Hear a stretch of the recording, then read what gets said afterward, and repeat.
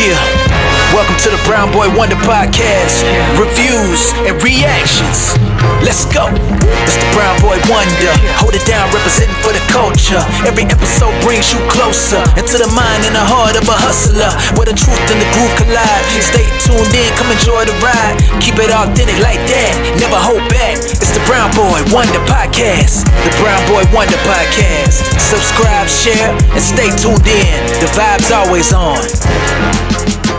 This is the Brown Boy Wonder Podcast.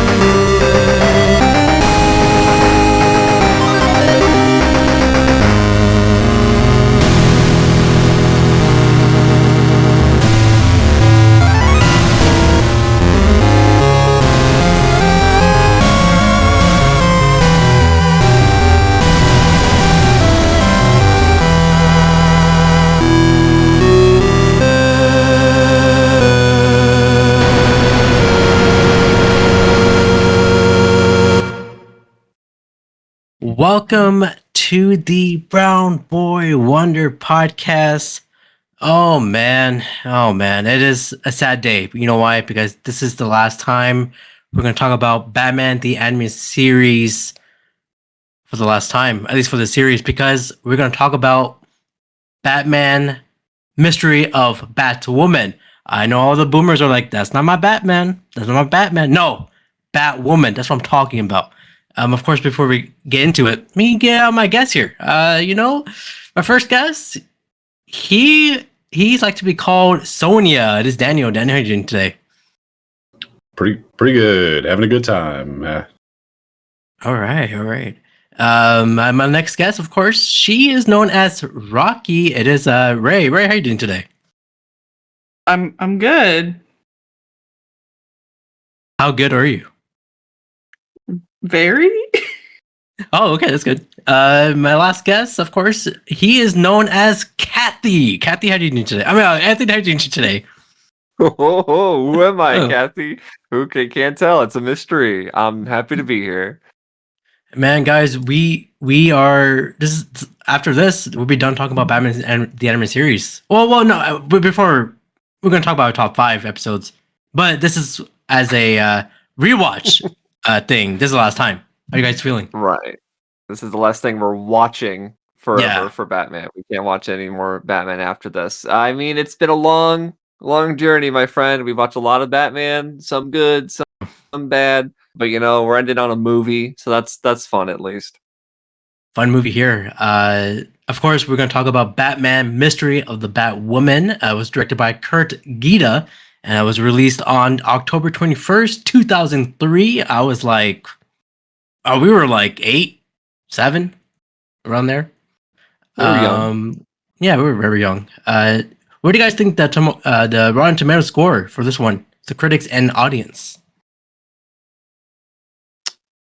Oh, that's a good question. 66. Oh, okay. You got 66 there. Alright, are you feeling 90? No, I'm not feeling 90. I'll go for 70. No, not 70. That's too high. 62. Oh, okay. There's a guy 62, guy 66, and what else? 57. 57. Okay, you're thinking it's pretty bad then. Okay, well, the critics said it was 60%, and the audience, us, said 63%. So it's a passing grade.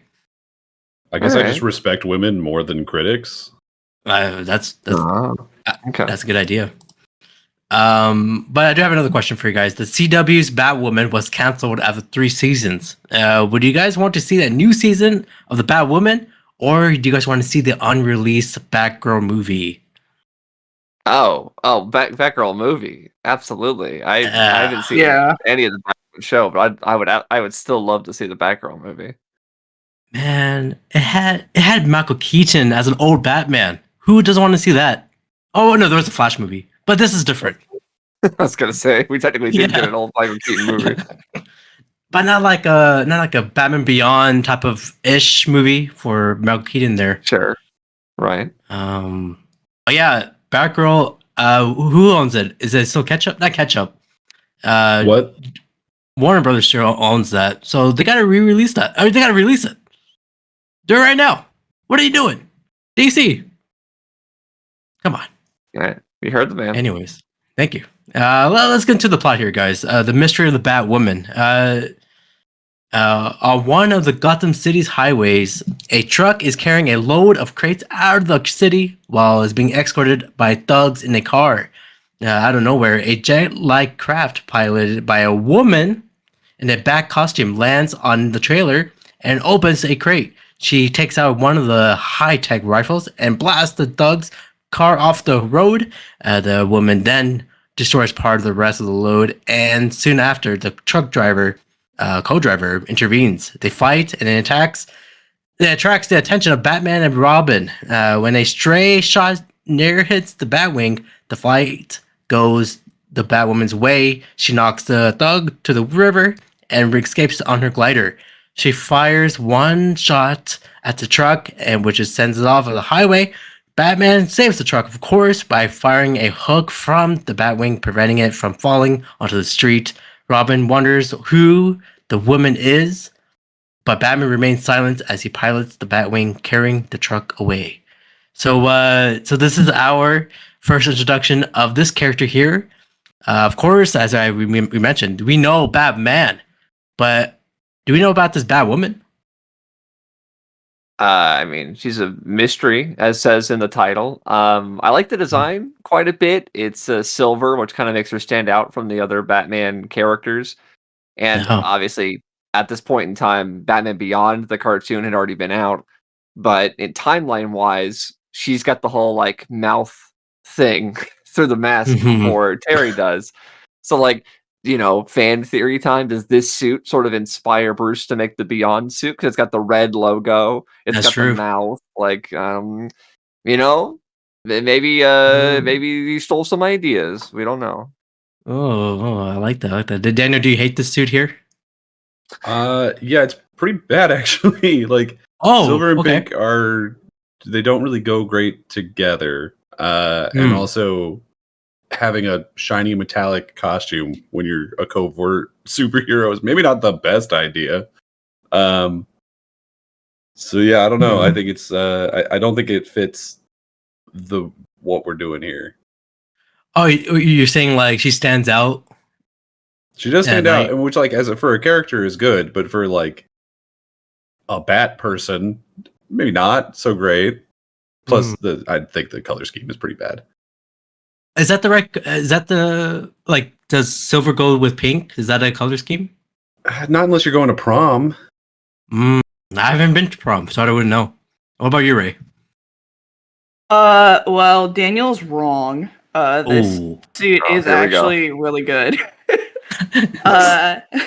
Silver, and I wouldn't really say it's pink. It's definitely a lot closer to red, and it does go well together. There's also plot reasons for why the suit is the way it is. So they can still make it look better. That's not an excuse. What? Now, I want you to use your big boy words and tell me exactly why you don't like it. I already did. The color scheme is hideous. The color scheme is not hideous. It looks like someone dropped the New Year's ball through a Claire's. Oh. Wow. Bart's like, he's looking up. He's like, where's it? Where's the New Year's ball? Listen, we'll be dropping soon. That's just not right, because it's just silver and a little bit of red for the suit, or for the symbol, and she has nice black lipstick, and she has like very expressive Spider-Man eyes. So I don't get where I forgot it's got your Catwoman eyes that you love so much. Yeah, it's great expressive eyes. right. We're moving on. We're never mentioning Batwoman again. Let's move on to the next scene. Well, okay, I'll just ask one question to you, Daniel. How would you change the suit? Honestly, I think just the color scheme would be fine. I think you're going to need to make it a little bit darker. If you want to do like she's a lighter tone, then maybe you make it more of like a gray and you try to make it look more matte instead of shiny. And I think maybe that's enough. But I don't know. I see you saying that it's red. I don't see that at all. I think it's for sure like a hot pink, and I think you're gonna need to change that up too, because it's just not working. Well, agree to disagree, I guess. Or at least put some of the, you know what, if you're gonna go the silver and pink, then it should be more than it is. You should put some like detailing in the mask somewhere that's pink. Maybe the outline around the eyes could be like a really dark pink. Maybe do something like that. Because it just feels like a half measure. It's like, the suit's metal, so it's got to be silver. And she's a girl, so make it pink. And then it feels like that's where they ended the ideas. It came out 2003, so maybe they were not thinking at that time. I don't know. Just in general. Yeah. They hadn't developed thought yet. I don't know. I think it looks okay to me. I agree with Anthony Ray there. But I do understand your point of view, Daniel. Well, later that night at Wayne Manor, Alfred has a theory about Batwoman's identity, that she could be one of his old enemies, taking a new persona, such as Catwoman. Bruce disagrees, saying that Selena Kyle has more regard for human life than there is a completely new vigilante running the streets. Bruce wants to know her motive and why her costume is linked to him.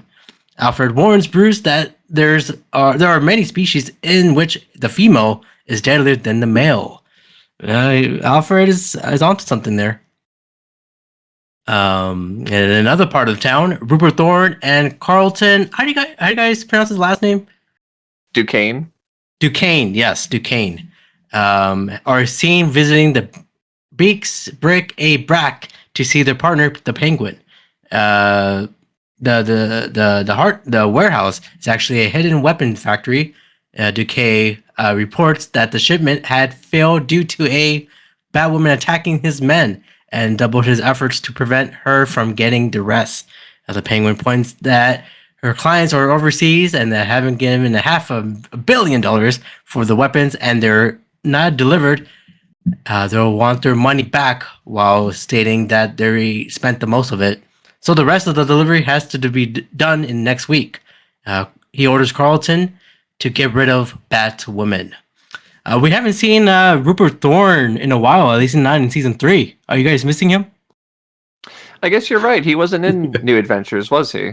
No, not at all. They kind of scrapped him. I wouldn't say I was missing him, but I was definitely like, oh, cool, when he came back.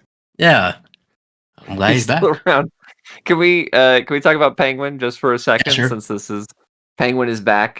He has a new voice actor. Yeah. Normally it is, I want to say, Paul Williams, right? Yeah, it's Paul Williams who wrote Rainbow Connection.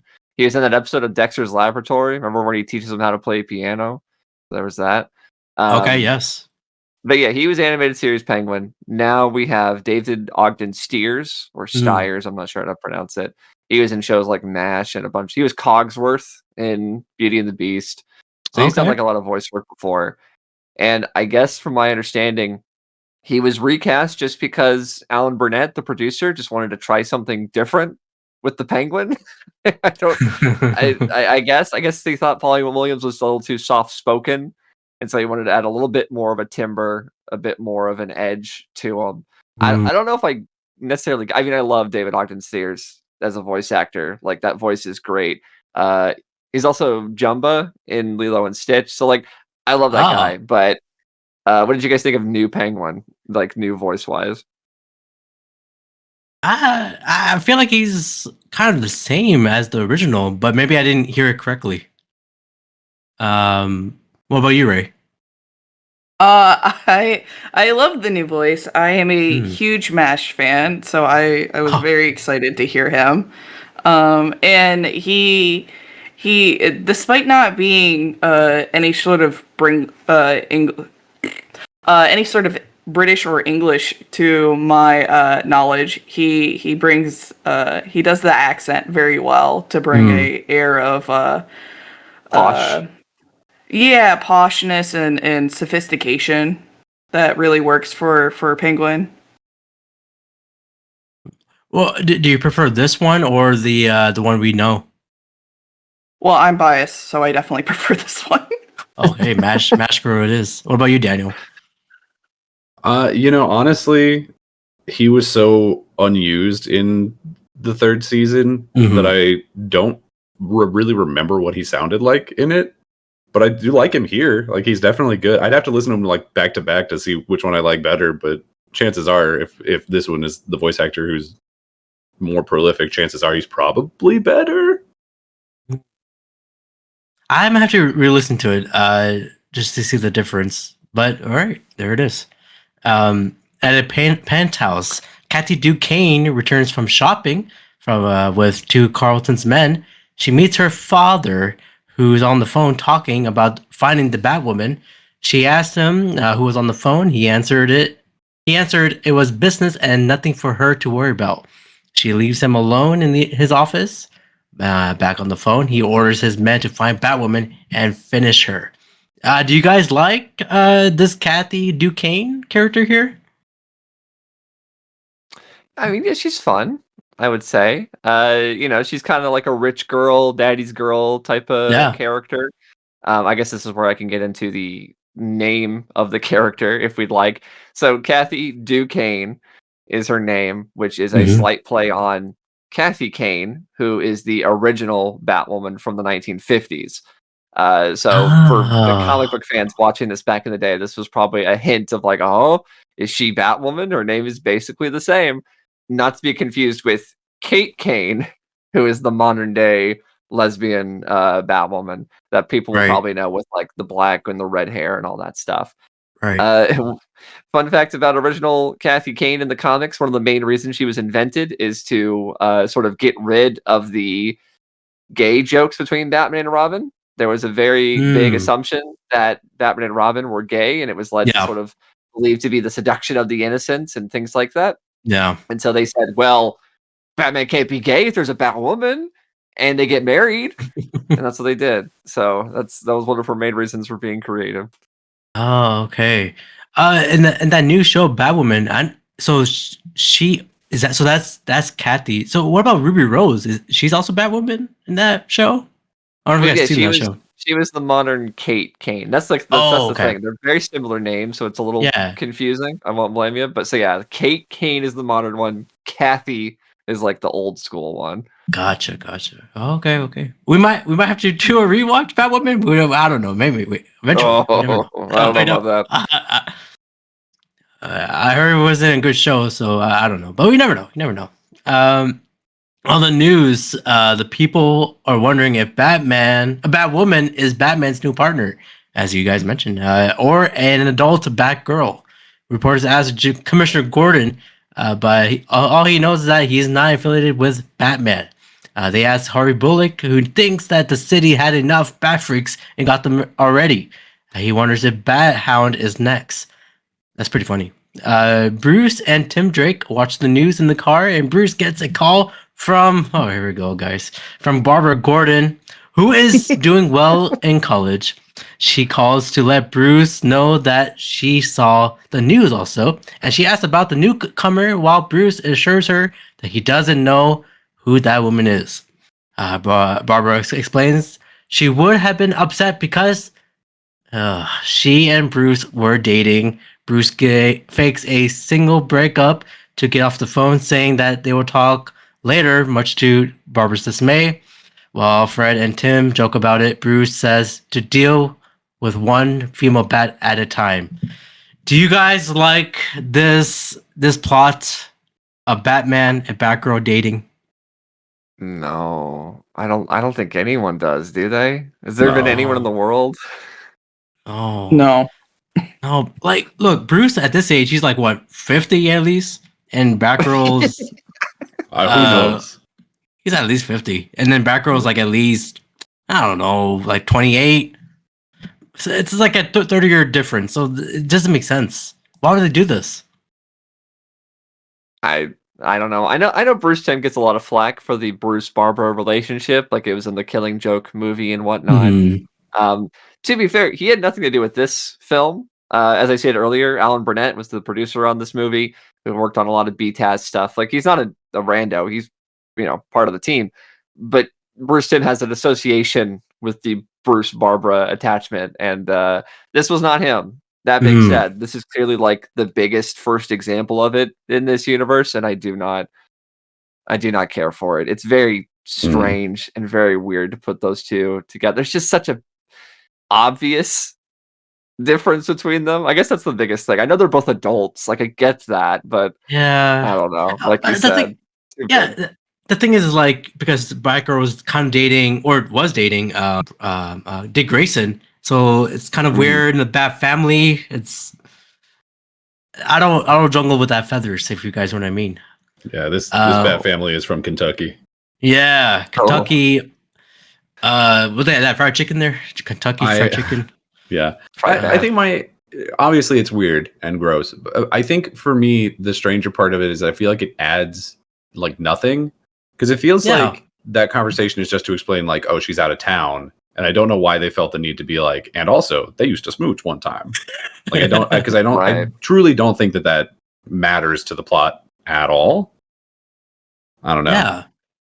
I guess like Bruce does have a love interest in the film, in as we'll soon see with one of the women.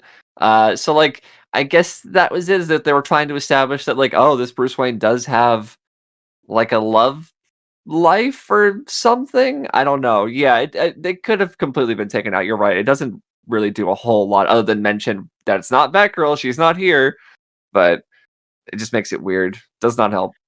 Yeah, just make the plot of her going that she has like an internship in Metropolis or something. But that does. Sure. At Wayne Enterprises, a young woman named Rocky Ballantine gives a presentation for her new alloy, but she keeps knocking her charts over. But the progress of the alloy, to cut it short, she shows a chunk of metal that she can change shape to a flower, a crystal, and a butterfly, and finally, the Statue of Liberty. Much to everyone's delight. At a restaurant, Bruce praises Rocky for her work and says a silent parent may have some use for her work.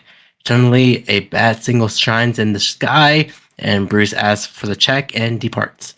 How do you guys like this new character of Rocky Ballantine? Was it weird that she was voiced by Kelly Ripa from Regis and Kelly? That stand out. It does it stands out because I of course I always listen to Regis and Kelly all the time, so it was kind of weird for her to be in this one. Yeah, it stuck out to me even as a kid. I was like, this sounds like a grown woman that I recognize somewhere. I don't know who. Turns out, yeah, it was her. Oh yeah, she's kind of the nerdy type of the females, the two females we've seen so far. Sure, the brains. The brains. Hopefully we see the bronze. So hopefully, Ray, do you like this character? Yeah, I mean she's cute. I don't think she sounds that much older. Honestly, like she doesn't sound like she's 40. Oh. Like I don't get that impression. Okay. But like she does sound older than what she's being portrayed as. I can agree with that. But yeah, it's always nice to see women in STEM. True. Man, that's Kelly Ripa. That's all I'm saying. Good point. Well, oh yeah, Daniel, do you hate Rocky here? Oh, she's cool. I like her. She unfortunately at first like kind of struck me as a Chloe Sullivan type, but I don't think that sticks through the rest of the movie. Like she ends up being not that Chloe's like, I mean, her actress ended up being problematic, but not that she's like incapable, but it just she was very much more pushing the plot than just being like a key in it, like how Chloe is in that entire show. So, but no, I like her quite a bit. I think of the three, she might be the most fun for me. 3. We haven't got to the third one yet. Well, there's 3 ladies. We said that you introduced us as 3 women, as a coven of witches. That's true. And you did. The one Daniel hasn't met. That's who you introduced Daniel as. Was the one we haven't met yet. So yeah, that's me. There you go. I'm that one. Well, let's see. At Gotham's Police Department, the GCPD, Gordon, Bullock, and Sonia, her last name is Alcana, I believe. Yeah, Sonia Alcana, away on the rooftop for Batman. As Batman arrives, Gordon shows the remains of the weapons from the truck Batwoman destroyed. Batman pointed out that the plasma rifle that could take out a tank at 200 yards, but Sonia corrected him, was more like a 500 after saying she measured the clip size. Oh. Gordon then introduced Sonia as Bullock's new partner. They also find many other weapons, but the driver isn't talking. Batman sees the keychain Bullock holds and has an idea of who is behind it. He departs, stating he will be back to them. Do you guys like this partner of Bullock, Sonia Alcana? it is a bit funny because it does beg the question of where's Montoya? Yeah. Right? It's like, wait, who's this lady? This got a replacement brown woman? What is this? Montoya should have been also part of this story, not her. They don't really need her. But is she kind of the same character, I guess? I mean, she has a bit more of an assertive, like, there's clearly something going on here attitude. Like, she has an attitude about her where you have to assume she has a secret sort of agenda we haven't seen yet. I get that vibe from her almost off the bat. Oh, gotcha. Yeah, she is very assertive. Like SpongeBob when he Plankton asks SpongeBob to be more assertive, and SpongeBob like pokes a hole in the guy's pocket and goes doo-doo-doo. Anyways, at the new warehouse bearing the same logo as the keychain, Batman and Robin arrive in the Batmobile looking for some thugs. Inside the factory, Batwoman battles with some of the men, but is soon outnumbered. Batman and Robin come down through the roof's window just in time for backup. They fight off the thugs, but Batwoman had planted a bomb in the room below them. It soon goes off, destroying the entire warehouse, not before the heroes escape. Batwoman revealed that they were making weapons for Kesna. When she is about to depart, Batman halts her and asks, "Who the hell are you, dude? And why the hell are you doing this?" Batwoman brushes him off, tells him to figure it out, loser, as he's a great detective. She gets away in her bag glider, but Batman grapples her to the bat line. Batwoman notices him and cuts the line. Wow. Batman quickly uses another to land on the building. With binoculars, he sees Batwoman land near Decay's penthouse. He goes up there and overhears Carlton getting a report that the warehouse is destroyed. One of Carlton's thugs tries to sneak up on him, Batman, but he knocks him out along with the 2 others. Carlton comes out and starts yelling at him, and Batwoman gave him enough trouble for one night and told him to leave, as Kathy hears from her room above. Does Carlton Duquesne have the right to kick Batman out of his house? I mean, I guess technically, yeah. It's his house. And Batman's not even a police officer, and even if he was, he didn't have a fucking warrant. So no, he does not. Sure. But yeah, I'll be back too. No, the next morning, Kathy says she heard a commotion last night, but Carlton stated that there's nothing for her to worry about. He said that twice now. She was worried about to go out. Carlton ordered his men to go with her the next couple of days because he is having problems with some people. Kathy replied, "Mama problems?" Carlton became angry and told her that as long as she lives under my roof, she'll do what he says. She departs with the men, but Bruce watches from his limo and does offer to follow Kathy's car. If I was Carlton, I have a lot of things on my plate. I have Batwoman, I have my daughter, Batman on my ass. I would not want to be Carlton here. Whoa. It's true. It's a lot. This new guy, like, we've never even heard of this guy before. Just a new criminal in Gotham, and he's He's got all sorts of problems. You're right. Well, at the mall, Bruce asks Alfred to wait while he goes in for a watch. Bruce goes up on an escalator and spots Kathy looking through some dresses. Ooh.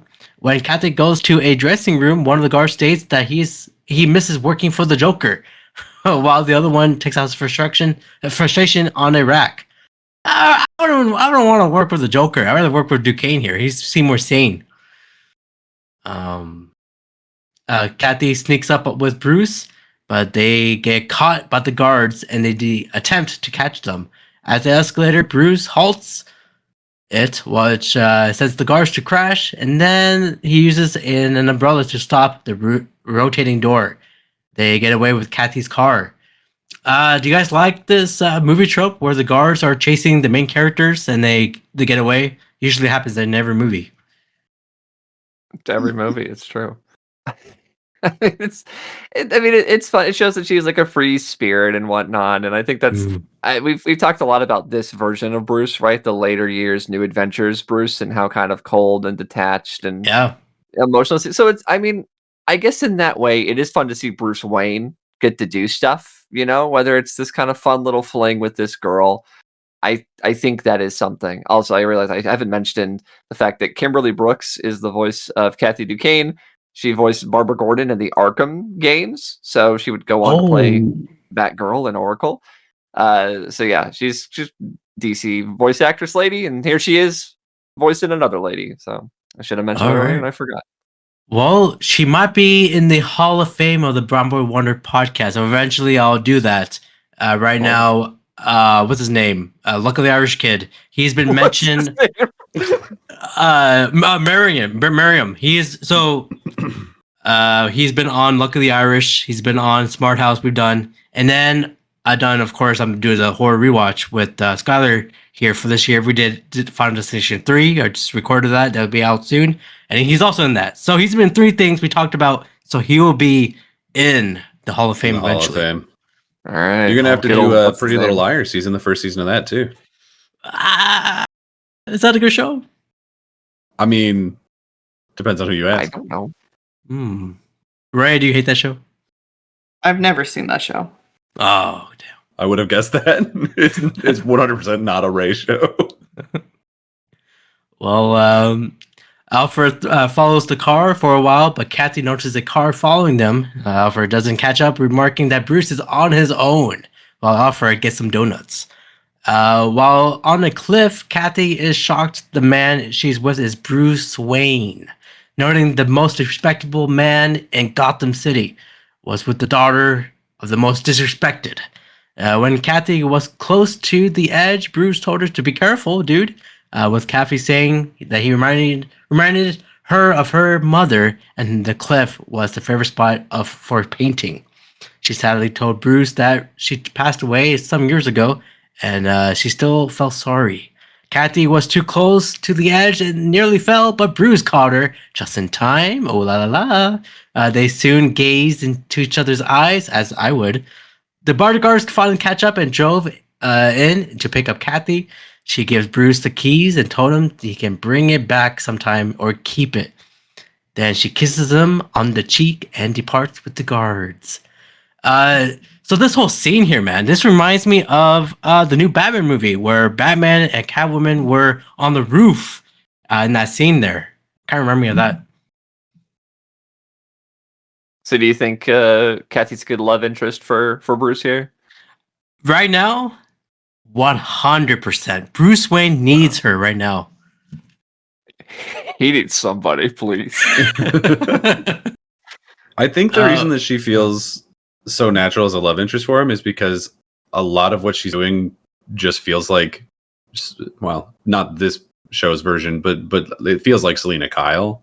Like, yeah. I mean, obviously this is a crime person, and the one in the show is like a CEO or whatever. But she reminds me a lot, especially with the haircut, of like, she looks like the Arkham Selena version. Yeah.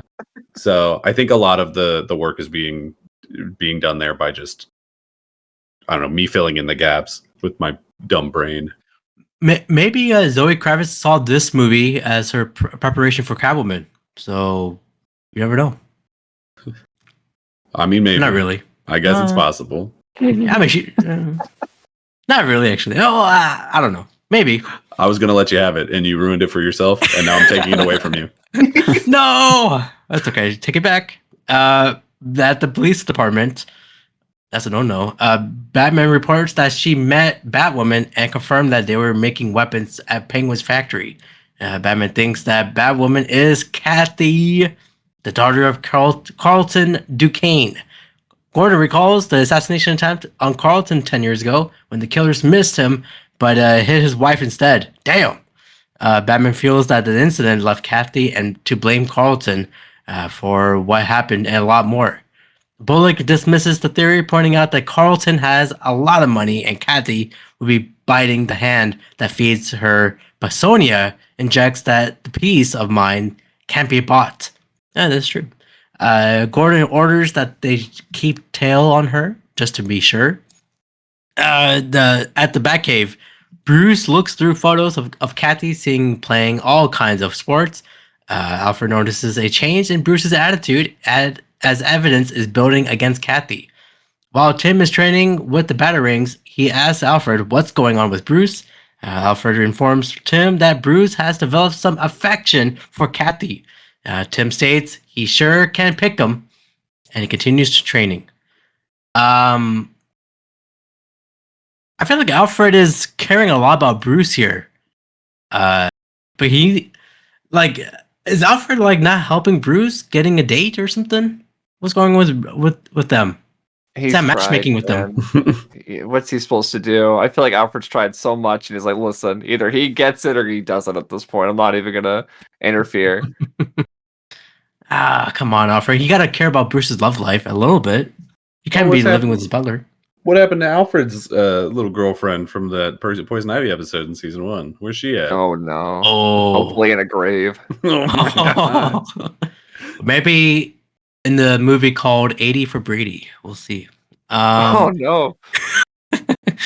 Later that night, Batwoman goes to the roof, the top of the building, and while she takes pictures of some files, she hears Penguin and Rupert Thorne talk about their progress with the weapons.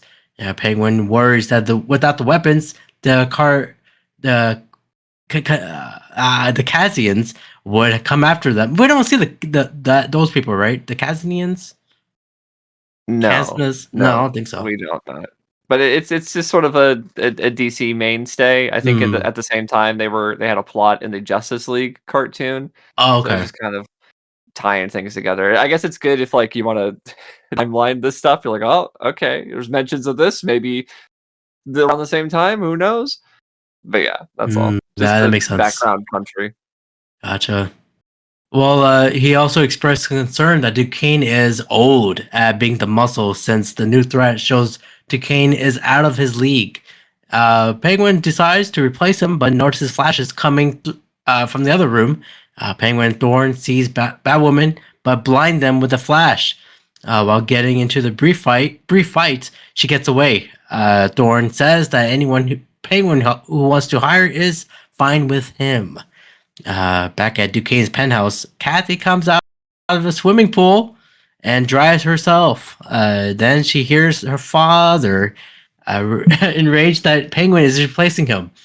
After noticing one of the guards come out of Duquesne's room, she walks away.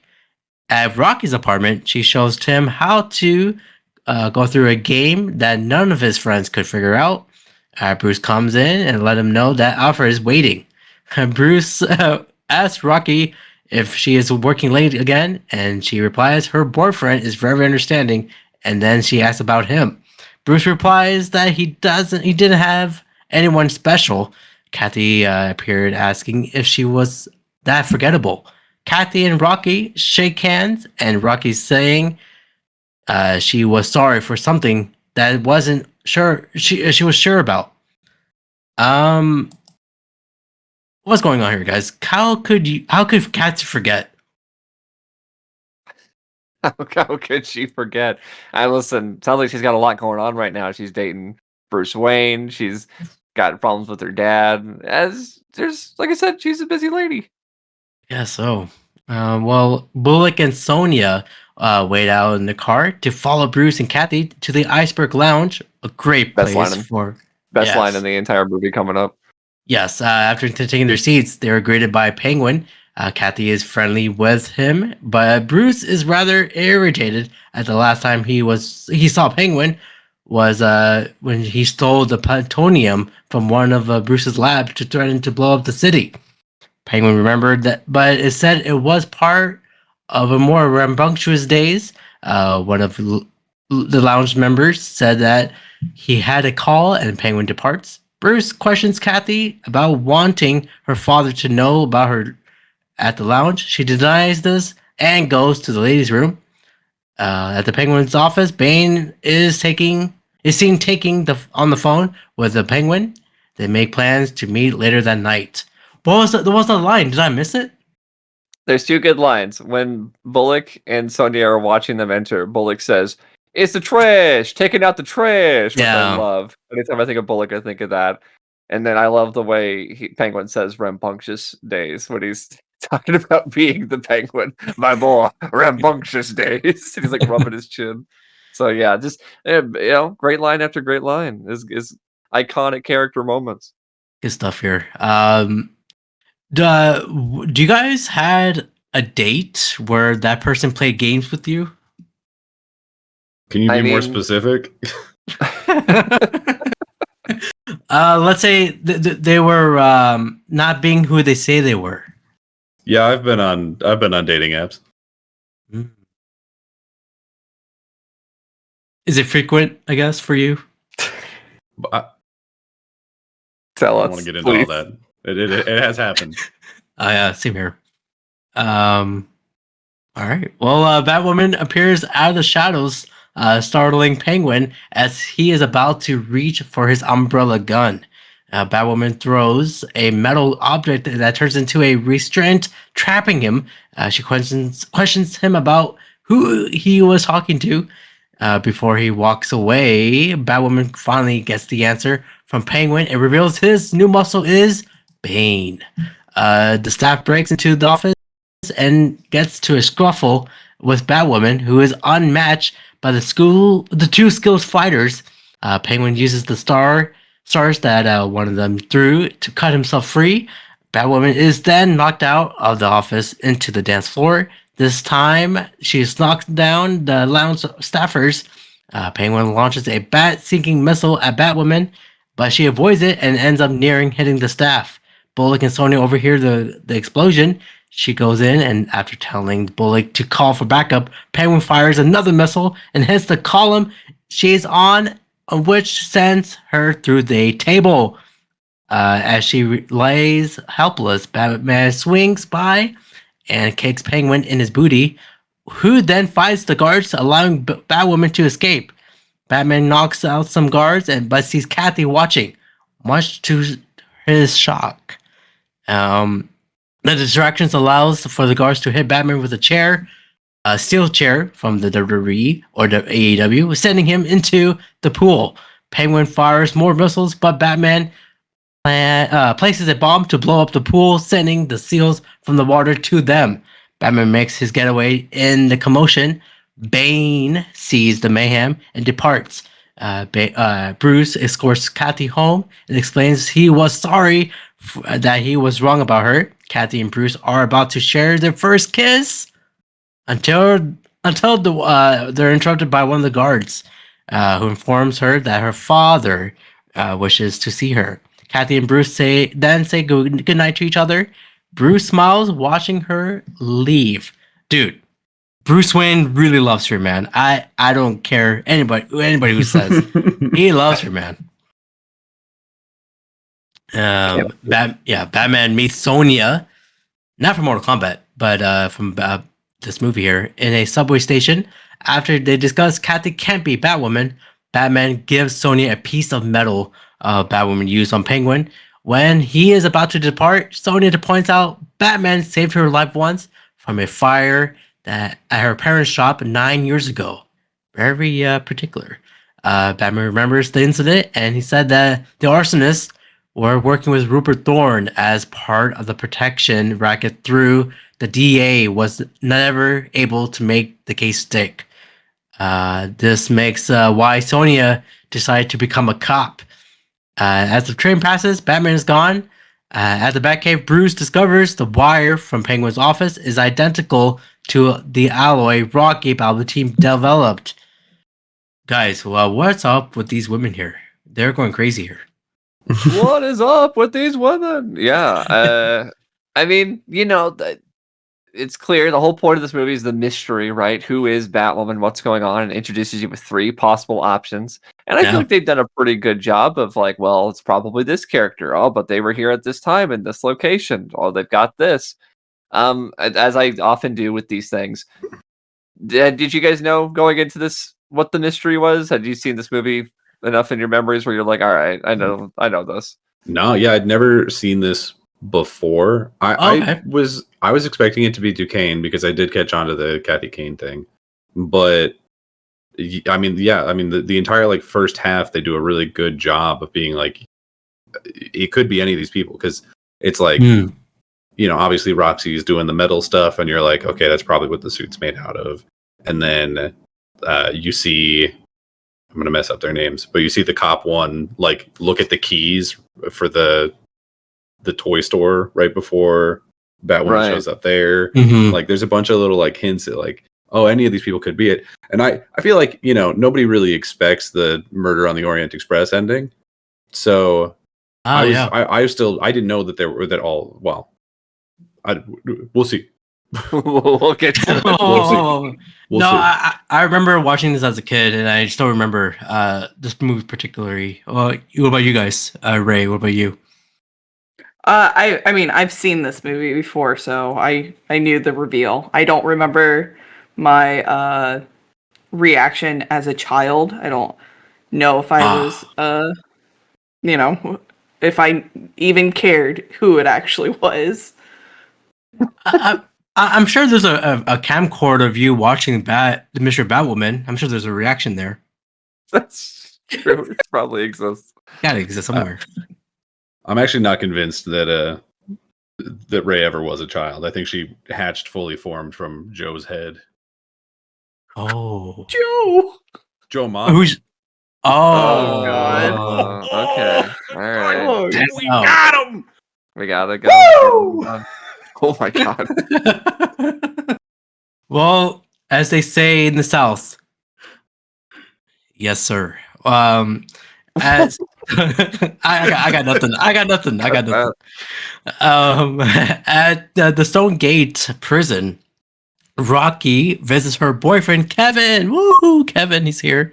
While he is not doing well, Rocky informs him she's close to finding someone in Penguin's organization that will talk.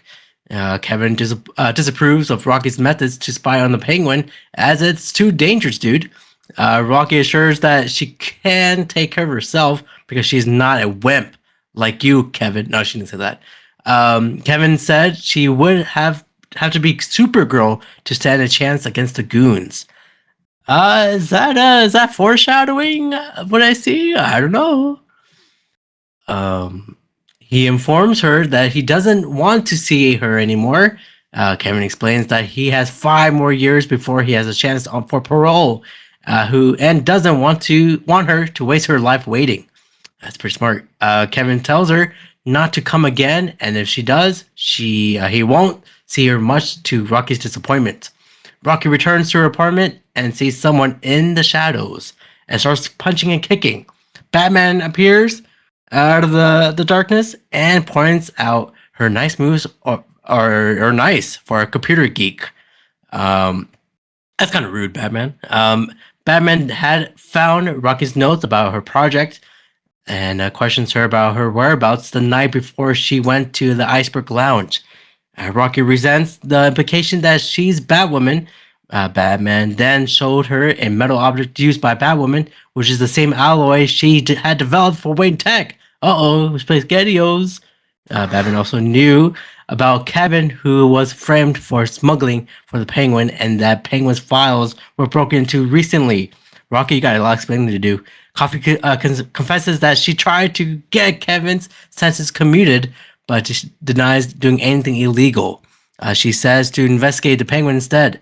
Batman warns her that her game she's playing has a lot of high stakes, and she could get hurt or even worse, dead. Rocky points out that he sounded like Kevin, but Batman had already left. How are you guys feeling about this scene here? Do you guys think? Well, I don't want to ask that question. Was this convincing for Rocky here that she's not Batwoman? No, she did a really bad job of lying here. She's like, yeah. So what? I take defense classes. A lot of people do. Yeah. If there's one thing she's bad at, it's lying. Mm-hmm. This would be the scene to be like, well, I guess she's Batwoman. You know, like you wouldn't suspect her because she's shy and nerdy or whatever. Kinda, not really. So I guess it's her. Yeah, she didn't do a great job here. Later on, Penguin and Thorn meet up with Duquesne at a news warehouse where Batwoman lands on the rooftop. The three men meet Bane, who's working out on a new weight machine. Bane, he said he reviewed the terms of his employment and said were not acceptable. He required complete control of the operation. Duquesne objects, but Bane smashes a metal cylinder, indicating what he'll do to Batwoman. Bane, calm down, man. Penguin discusses the plan for the weapons.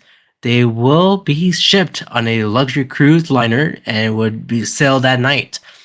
In the background, Batwoman hears of their scheme. Do you guys like the return of Bane? This is the last time we're going to talk about Bane in this series. I guess that's true. This is it for him. He does have a new voice actor. I don't know if there's a particular reason for it, but in this one, he is voiced by Hector Elizondo, who was in the Princess Diaries movies. So that's where people may know him from. I mean, I think he sounded good. Sounded like Bane, you know? The last time we saw him in this show, he was in a dream sequence in the Scarecrow episode. He threw them off a building. And then he got his ass handed to him by Superman, right? So, like, he hasn't done a whole lot this season. So to see him, I guess, do something is cool. Yeah, I guess so. At the Batcave, Batman finds that the night he and Robin saw Batwoman, Rocky was working late at Wayne Tech. Robin thought she was too nice to be Batwoman. Alfred said she can't be in two places at once unless she has a way to duplicate herself. I'm sure that technology is out there.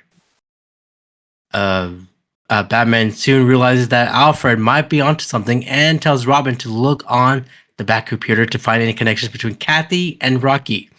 Batman leaves to make a house call.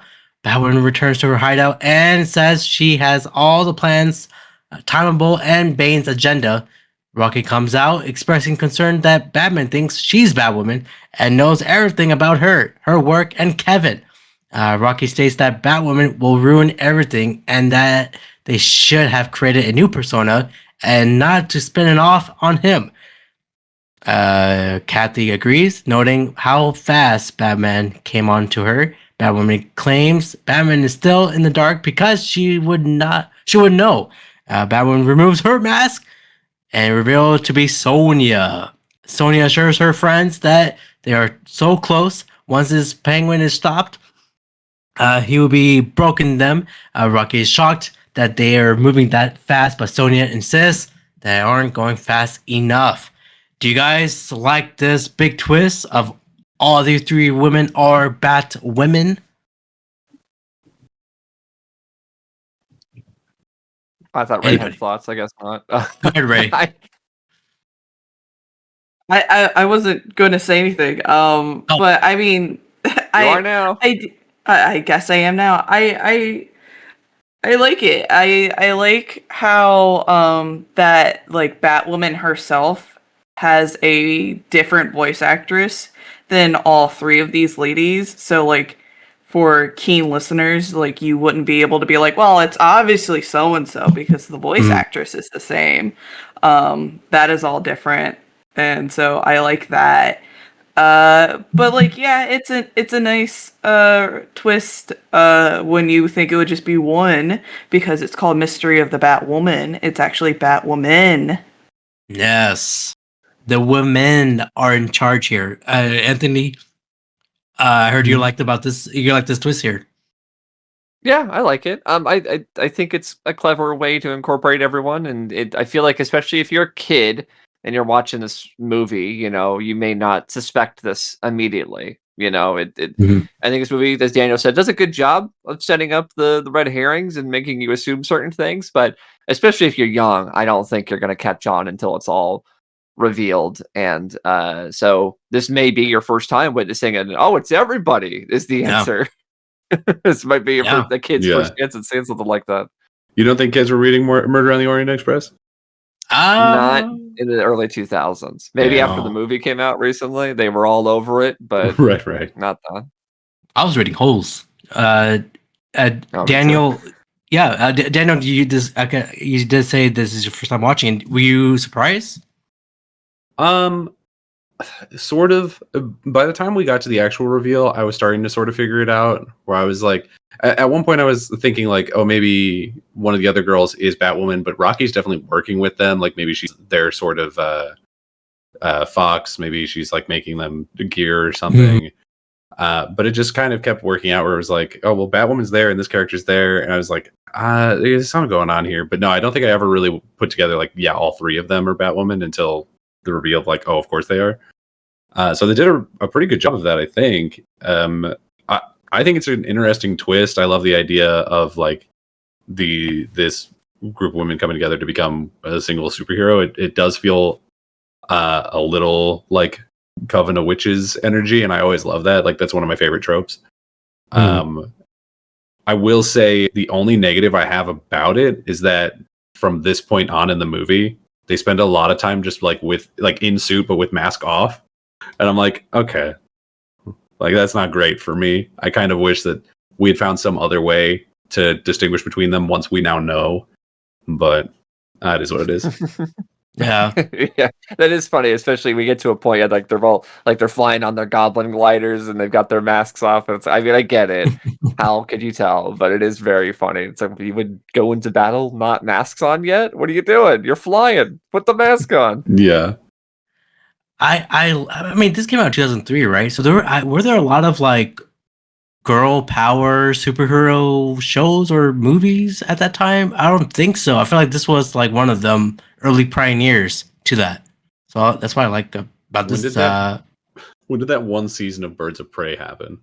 That's exactly what I was thinking about. That would have been around it would have been maybe the same year, I want to say, because that came out like right after Smallville. It was pretty Y2K. It had to be in this era for sure. Well, is that then? Like, and then we had Powerpuff Girls at this point. Oh yeah, yeah. And I guess there was the Wonder Woman old show, but I doubt anyone was still watching it at this point. Yeah, that was the 70s. No one was alive but was watching this. Yeah. No. But yeah, I guess this was like one of the early pioneers of superheroes having girl power. Sure. We definitely didn't have a DC cartoon. Like there was no Wonder Woman or Supergirl cartoon, so yeah, that's fair. This should have been a Wonder Woman animated series. That's truly criminal. Yeah. She should have one. She's always either part of the Justice League or nothing else. All right. Batman goes into another room. Oh no, sorry. This is my favorite scene here. Probably everyone's favorite scene. Probably the most memeable. At Duquesne's penthouse, Batman looks around Kathy's room for clues. One of the guards walk in to find Batman, but is speechless. He then closed the door, claiming nothing was wrong. And when the other guard asks, that is the most smart bodyguard in the DCAU right there. I think that is there a YouTube video titled that exact thing? Yes, like it's just this clip, and it's titled. Yeah, so it's definitely the most iconic scene from the movie for sure. Everyone has seen those. Yeah, everyone's seen that. Batman goes to another room and finds a sketchbook. Robin calls to let him know that there is no connection between Kathy and Rocky, noting they traveled in different circles. Batman found out that there is, and all they needed was someone to introduce them. Back at the hideout, Sonya gives Kathy her mission on her cruise liner, and Rocky gives her a detonator. Kathy is saddened when she looks at the newspaper with Bruce's picture on it. However, she dons the Batwoman costume and proceeds with the mission. Kathy, come on, man! You don't have to be the Batwoman. You just love your Bruce.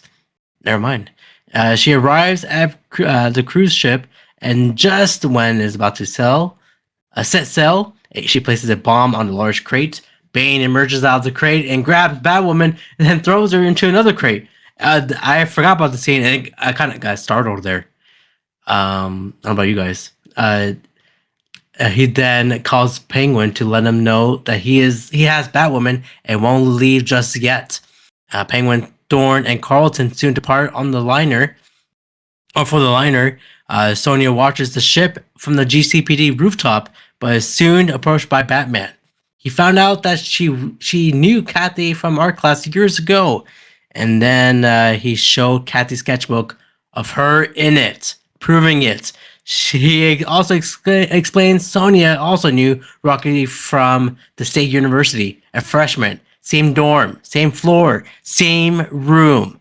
All three women had a part in Batwoman.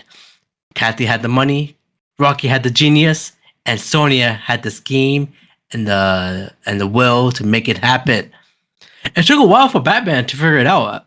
I thought he was the greatest detective. He had a lot going on. He's in love. Oh yeah, right. Love is in the way. Love is in the air. Is that right, Ray? Do you believe in that statement?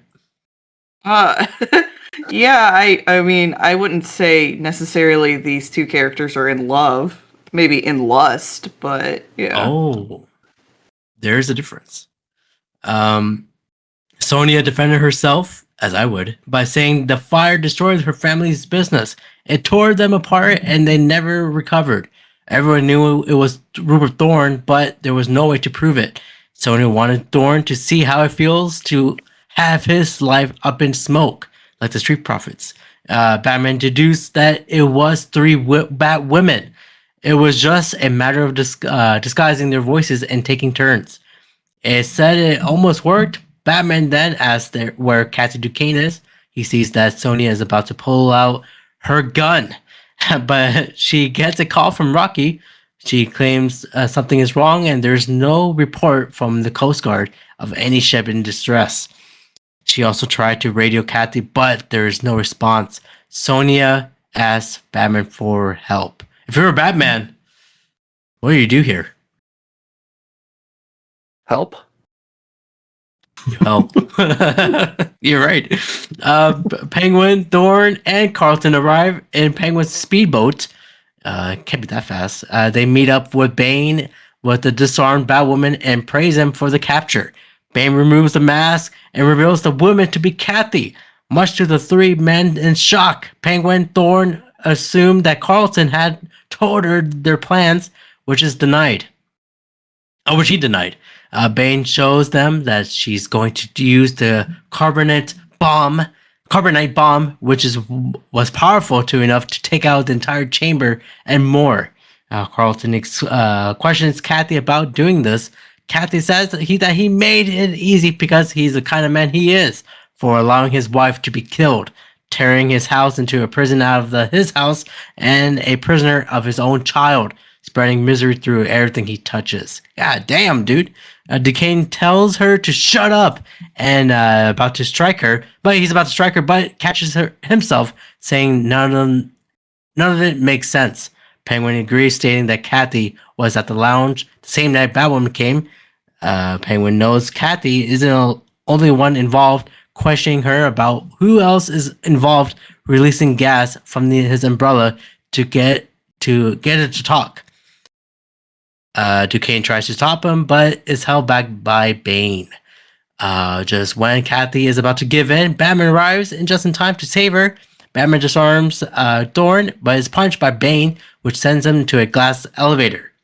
Batman escapes by throwing gas pellets and kicks over a crate onto Bane. Batman grabs Kathy and uses the belt liner to get on the roof of the upper floor. Thorn uses the plasma rifle to destroy the upper roof. Oh, sorry, not roof, floor, excuse me, as they run away. Bane orders the crew to head out to sea as he wants to be in international waters. Have you guys been to international waters? I know, Daniel, you went to Italy. True. That's not international waters, and I also took a plane. Oh, you took a plane. You never took a boat to there? No. Oh, I thought you did. I thought you told me. Oh, no, the only place I've ever been on a boat was on the Great Lakes up in Michigan. Oh, were they that great? All right. What about you guys? Anthony and Ray, have you been into the waters of international? How far in the waters do you have to go? I've been in like the Gulf of Mexico. That's not. Where's that sit? I don't know. How far deep in the water do you have to be? I think like in the middle of the ocean, right? In the middle of the Atlantic. Oh, I don't know about that then. You've probably been the farthest in water out of the entire group of us, I would say. You almost floated out to sea. True. Yeah, I guess I never asked if I was in international waters then. You never asked yourself, or at the time? At the time, I didn't. I should have. Well, Robin follows the Bat's boat, while Sonya and Rocky in Batwoman costumes follow in the air. At the chamber, Thorn dismisses Duquesne, where he states he should have never gotten in the mix with them. I agree. Penguin agrees, but finds the bomb missing. Bane sees that it's Duquesne's fault and tells him it's not over yet, dude. In the engine room, Batman gets Kathy out of the handcuffs. Before they depart, Kathy plants the bomb to put an end to the weapons deal. Penguin and Thorn are about to get away until the two Batwomen arrive to halt them and question where Kathy is. Batman and Kathy head outside to find a beaten Carlton wrapped in chains by Bane, who drops him into the pool below. Kathy dives in to save him while Batman confronts Bane. Batman knocks Bane off the edge while still holding the chain. It pulls Carlton and Kathy out of the pool. The bomb goes off with the first explosion, catching the Batwoman off guard. When the fire reaches the weapons chamber, it creates an even bigger explosion. When Rocket's mask and cape catch on fire, she quickly removes it and finds Sonya barely alive. Penguin attempts to run over them with a speedboat, but is stopped by Robin in the Batboat. He takes care of Sonya while Rocky goes after Penguin and Thorn. Bane then activates his Venom. To increase his strength and prove to be more than a match for the Dark Knight. After violently punching Batman against a wall, Batman attempts to get up a higher level with his grapple gun, but narrowly escapes as he is struck by Bane's charge at his ribcage. Have you guys got injured at all? Because I never broke a bone in my body at all, and I'm scared now to do it. That might be the question of the show. Have I ever been injured at all? Yeah. Hey, Chad, you ever felt pain? Y'all hear about this pain thing? Are you talking about like needed to go to the emergency room? Like, are you talking about like that level of? Like you guys ever like broke a bone or something? I never broken a bone personally. I've never accidentally broken a bone. I had to have a couple bones broken for surgery one time. I've had some stitches. That's about it. Same. I remember as a kid, I always want to break something because I always saw like this kid. Why? Like, not because the kids had like when the kid in my class broke a leg or something that you can write on their cast. So I want to do that too, but I was scared to break a bone. That's a reasonable fear, I feel. Yeah. I've never had that either, so we're in the same boat. Yeah, especially now, I do not want to break anything. I don't think I can recover. It's true. You can what about still you, recover. Ray? You're 30, not 90. Oh, you never know. What about you, Ray? Have you broke a bone? I may have broken a toe once. I'm not sure. Because like I didn't go to the emergency room or anything like that. But no, I've never, outside of that possible broken toe, I've never confirmed for a fracture or anything like that. Damn. Do you know anybody who broke a bone? My sister has broken several bones. Oh. And like multiple times over. Okay. Is she okay? Is she still recovering? I mean, she's fine now. From what is the injured bones. Okay. I guess she's not Her okay. bones are fine. Oh, okay. Sounds good. Well, when this happened, he ascends higher on the ship with Bane in pursuit, climbing the wall. Kathy wakes to find herself hanging by the cape from a long fall. Duque notices her but crawls away. Kathy believes that he doesn't care about her, but he does. He actually went to get the life afloat, tied with the rope to rescue her. Penguin and Thorn see the ship is on fire. Thorn expresses his disappointment with Penguin and claims that he only has a consolation is that it will take a few bats with it. Just then, Rocky catches them with a grappling hook. Thorn attempts to shoot her down, but misses. Rocky uses a what she uses? She uses like a something to like a lifeboat, not a lifeboat. What she use? What does it say in your notes? It says it's a dinghy. No, a dinghy. Yes, it definitely says dinghy. Just for the confirmation that you don't write your own notes. Thank you. No, it's that B word. Buoy? Buoy. Yeah, that's the word. Boat. Buoy. Yeah, there we go. To fling a Penguin and Thorn out of the boat, capturing them both. Back on the blazing ship, Batman and Bane continues to fight. Batman manages to knock Bane, but his injury, his ribs, leaves him unable to fight at his fullest. He tries to escape, but Bane quickly grabs him by the cape and throws him against the wall. Bane is about to finish him off with a bear hug, but Batman pushes against the wall to knock down Bane and throws a little thing just to restrain him. Bane states that no bonds can hold him.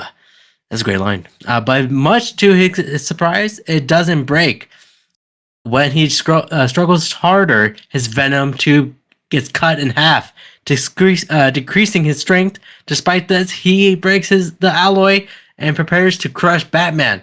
Bane charges at Batman, but he escapes, leaving Bane to get caught in the crash against the bridge. Bane tries to hang on, but falls into the pit fire below.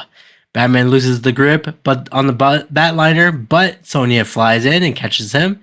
They fly with Rocky and see Kathy and Carlton Duque on the boat. On the mainland, Gordon and Bullock sees Batman and Sonya. Bullock is shocked to discover that Sonya is Batwoman.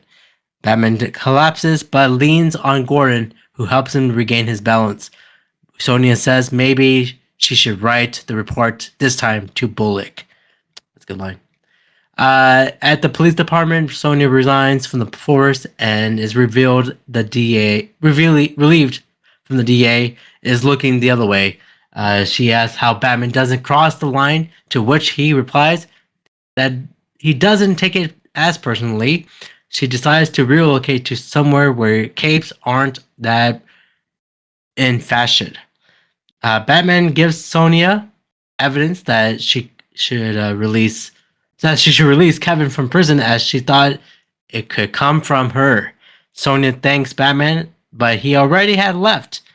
At the prison gate, Kathy is saddened that her father is in prison, even though he had a lot of terrible things to do. Though he states that they talk and is going to justify against Thorn and Penguin.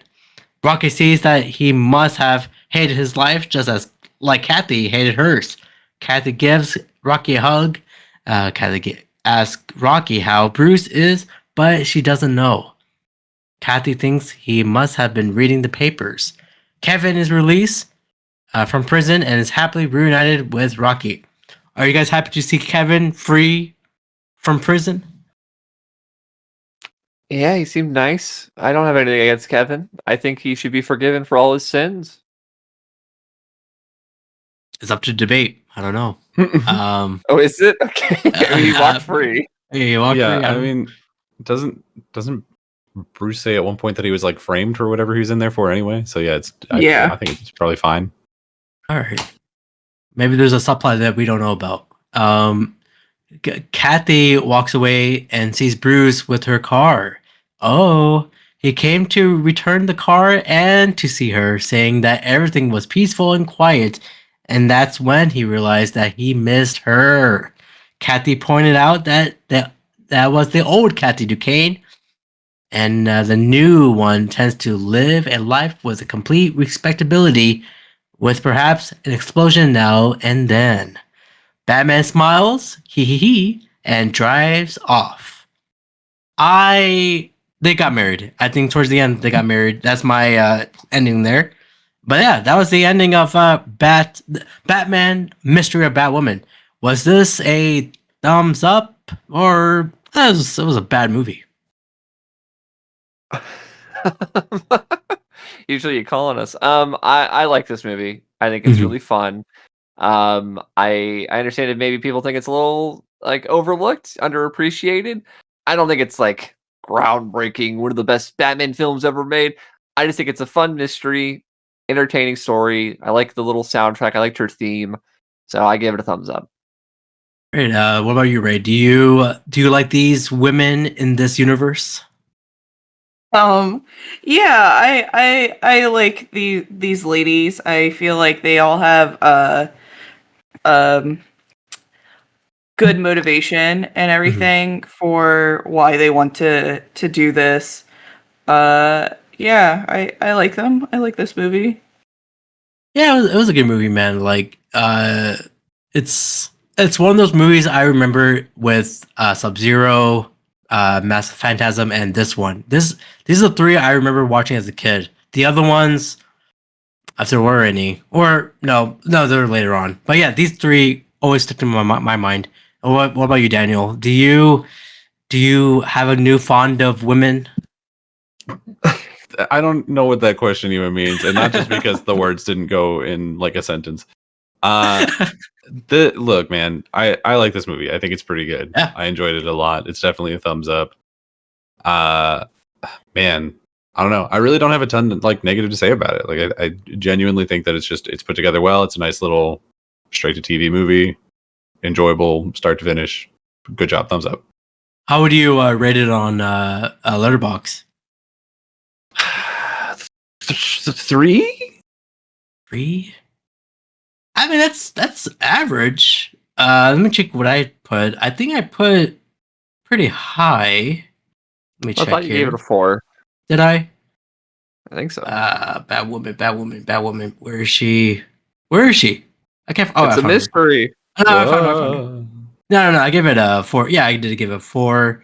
And I said in my review, when I watched it right after, I said all 3 Batwomen are cool, but the idea of Bruce and Barbara together is not it. And I agreed to that statement to my grave. But yeah, it was a great movie. I do have one interesting fact for this movie here. As you Anthony mentioned about Kathy Kane, the original Batwoman, she has been murdered in the Detective Comics number 485 by a member of the Ra's al Ghul League of Assassins. A decision made by DC, mostly because of her association with the campy era of Batman comics. All right, R.I.P. R.I.P. to Batwoman, but don't worry, she's alive. Yeah, that's it, guys. That's it for the Mr. Batwoman. The next time we talk about anything about Batman, of course, we will talk about the top 5 episodes of Batman the Animated Series, whenever that is, hopefully soon. Until then, Ray, where can they find you, man? Or woman? Sorry. I mean, that's fine. Batwoman. You can find me pretty much anywhere with an @ under or at the Ray sketches. Yeah. Mm-hmm. Fantastic. I heard you make a lot of sketches in your day or right now. I don't. I'm too busy with actual work. Oh, that could happen. What about you, Daniel? Where can they find you? You can find me on my podcast, Ready Set Replay, on Spotify and YouTube, or you can follow that podcast on Twitter at rsr_pod. Gotcha. And what about you, Anthony? Where they can find you? You can find me at Anthony Lantern on pretty much all social media platforms. You can also find me on YouTube, Anthony Reviews. We are Anthony Reviews, where I do action figure videos, so reviews and lists and all sorts of stuff. And I also have my own podcast called The Grud, which I do with my best friend Kirk Beatty, where we talk about movies and the movie-going experience and just whatever we're up to in that past month. So if you want to hear us talk about one battle after another, or anything else that we've watched, feel free to listen to our most recent episode as of this recording. Fantastic. Yeah. And I have listened because you guys dropped an episode, for example, today at the same time. So I had a trouble time which one to pick to listen first. So what I did, I listened to them at the same time. And it went over perfectly. It did. I heard Skyler. I heard Kirk. I think they were talking, so it was a good time. It was a good time there. Of course, you can follow this podcast on Spotify, YouTube, and Apple. Guys, we love doing this. We love talking about movies. So give a like, give us a follow, all of us. Until then, we'll see you at the next Bat episode. Or less. Thank you.